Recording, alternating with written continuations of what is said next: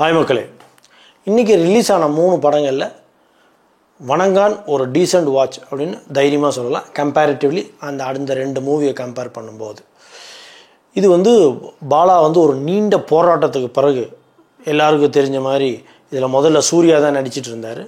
அவரை வச்சு பப்ளிக்லலாம் ஷூட் பண்ண முடியல, ஃபேன்ஸ் ரொம்ப டிஸ்டர்பன்ஸ் பண்ணுறாங்கன்றதுனால ஒரு ஸ்டேஜில் பாலா வெக்ஸ் ஆகி, வேணாண்டா தம்பி, நீ நானும் சேர்ந்து ஒர்க் பண்ண வேணாம், இது ஒர்க் பண்ணுறது ரொம்ப கஷ்டம் அப்படின்னு சொல்லி அவங்க 2 பேரும் மியூச்சுவலாக பிரிஞ்சு அதுக்கப்புறமா அருண் விஜய் இதில் ஆன்போர்டாக இருக்கார். அவர் நடித்து ஒரு நீண்ட போராட்டத்துக்கு பிறகு வெளியாகிருக்கிற படம் வணங்கான். இது சுரேஷ் காமாட்சியும் நம்ம பாலாவும் சேர்ந்து தயாரிச்சிருக்காங்க. அருண் விஜய் அண்டு ரோஷினி பிரகாஷ், ரிதா, சமுத்திரகனி, மிஷ்கின் அப்படின்னு சொல்லி ஒரு நட்சத்திர பட்டாங்கள் கலக்கியிருக்காங்க. நம்ம பாலாக்கு எப்பயுமே இந்த மாற்றுத்திறனாளிகள் மீது ஒரு அன்பு. அவர் படத்தில் ஆல்மோஸ்ட் அவங்க எல்லாருமே ஒரு பாசிட்டிவாக ப்ரமோட் பண்ணுறதுக்கு ட்ரை பண்ணுவார். அதை இதுலேயும் பண்ணியிருக்காரு. இந்த படங்கள் பாலாவோட ஃபேன்ஸ், அதாவது டிப்பிக்கல் பாலாவோட டெம்ப்ளேட்ஸ் யாரெல்லாம் என்ஜாய் பண்ணுறீங்களோ, இல்லை பாலாவோட படத்தை யாரெல்லாம் என்ஜாய் பண்ணுறீங்களோ அவங்களுக்கு this is the perfect treat. Nanda, Ivan Avan, நம்ம பிதாமகன், அந்த சாயலில் அந்த ட்ரீட்மெண்ட்டில் இருக்கிற படம். பட் அந்த பிதாமகன் ரேஞ்சுக்கு சொல்ல முடியாது. பட் சம்வேர் படத்தில் அங்கங்கே அருண் விஜயோட கெட்டப், ஈவன் அந்த ஹீரோயினோட ட்ரீட்மெண்ட் இல்லை, கொஞ்சம் லைலாவையும் நம்ம விக்ரமையும் அங்கங்கே ஞாபகப்படுத்தாமல் இல்லை, ஞாபகப்படுத்திட்டு தான் இருக்குது. அதோட சாயல் இதில் வரத்தான் செய்யுது. இது கிட்டத்தட்ட ஒரு 2 மணி நேரம் படம். ஃபர்ஸ்ட் ஆஃப் டிப்பிக்கல் பாலா எப்படி பண்ணுவாரோ அதே மாதிரி ஒரு ஃபன், ஒரு அந்த கதையை ஒரு செட் பண்ணுவார். அதுக்கப்புறமா செகண்ட் ஹாஃப் அவரோட வே ஆஃப் நரேஷனில் ரொம்ப டெப்த்தாக கொண்டு போவார். அந்த ட்ரீட்மெண்ட் அப்படியே இதுலேயும் பண்ணியிருக்காரு. படத்தோட ஒன்லைனர் என்னென்னா, அருண் விஜய் வாய் பேச முடியாதவர், காது கேட்காது, அவர் ஒரு மாற்றுத்திறனாளி. அவர் மாற்றுத்திறனாளிகள்லாம் தங்கியிருக்கிற ஒரு ஹாஸ்டலுக்கு வாட்ச்மேனாக போய் ஒர்க் பண்ணுவார்.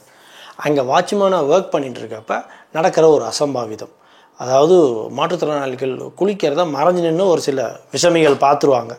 அந்த விஷமிகளுக்கு அவர் கொடுக்குற பனிஷ்மெண்ட்டு தான் படத்தோட கதை. டிப்பிக்கல் பாலா ஸ்டைலில் அந்த படத்தை எடுத்துகிட்டு போயிருக்காரு.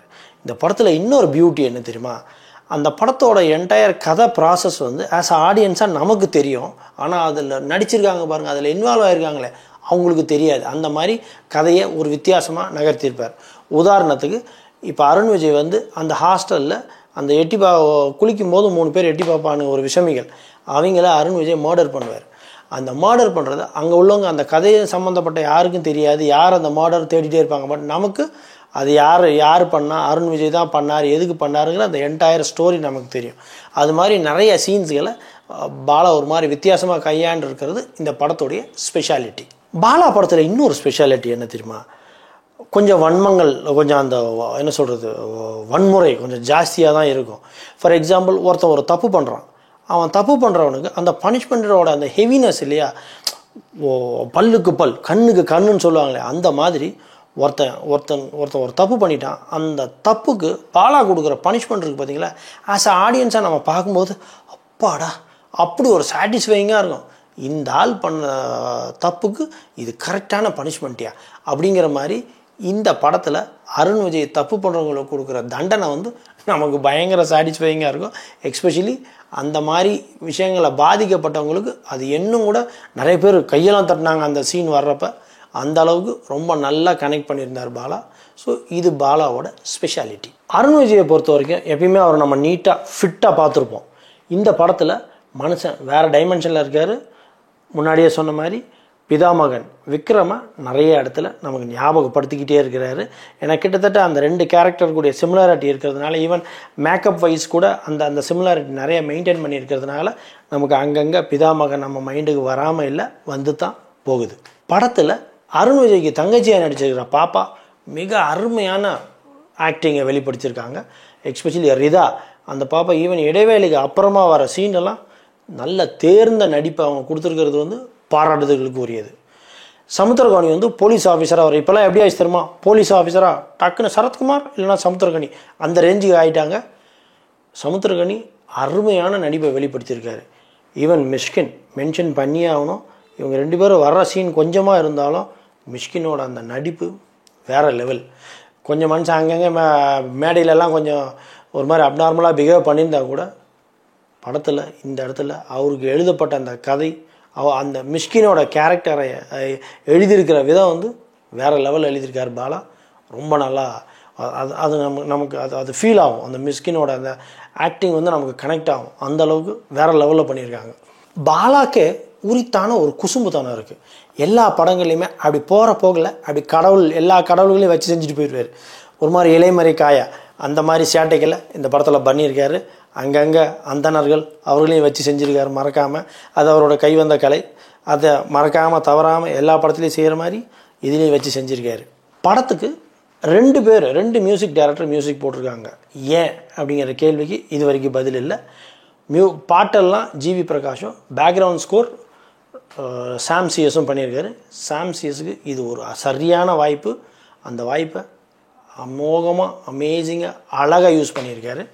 ஸோ உண்மையாலுமே பேக்ரவுண்ட் ஸ்கோர் இது வரைக்கும் சாம் சிஎஸ் பண்ணதில் அவரோட பெஸ்ட்டாக இருக்குன்னு நினைக்கிறேன். ரொம்ப நல்லா பண்ணியிருக்காரு. ஜிவியோட 1 or 2 சாங்ஸ் கொஞ்சம் நல்லா இருக்குது கேட்குறதுக்கு.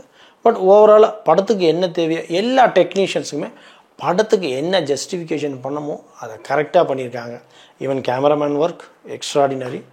ஓவராலாகவே எல்லோரும் ஒரு டீம் ஒர்க்காக போட்டு படத்தை ஒரு தரமான படத்தை டிப்பிக்கல் பாலா டெம்ப்ளேட்ஸ் படம் வெளிவந்திருக்கு. அருண் விஜயை இது எனக்கு தெரிஞ்சு அருண் விஜய் கேரியரில் this is the best movie I think. So அவருக்கு வந்து இதுக்கப்புறமா நல்ல வாய்ப்புகள் வரும். அந்த மனுஷன் என்ன உழைச்சிட்டு இருக்காரு பாவம். அருண் விஜய்க்கு இந்த படம் ஒரு லைஃப் சேஞ்சிங் மூமெண்ட்டாக இருக்குங்கிறதுல எந்த டவுட்டும் கிடையாது. உயிரை கொடுத்து நடிச்சிருக்காரு. அவருக்கு பர்ஃபார்மன்ஸ் ஓரியன்ட் கேரக்டர் இது. ஏன்னா வாயும் பேச முடியாது, காதும் கேட்காது. அப்படிங்கிறப்ப நம்ம ஆக்டிங்கோட ஸ்கில் வேறு லெவலில் இருந்தால் மட்டும்தான் அது ஜனங்களோட கனெக்ட் ஆகும்.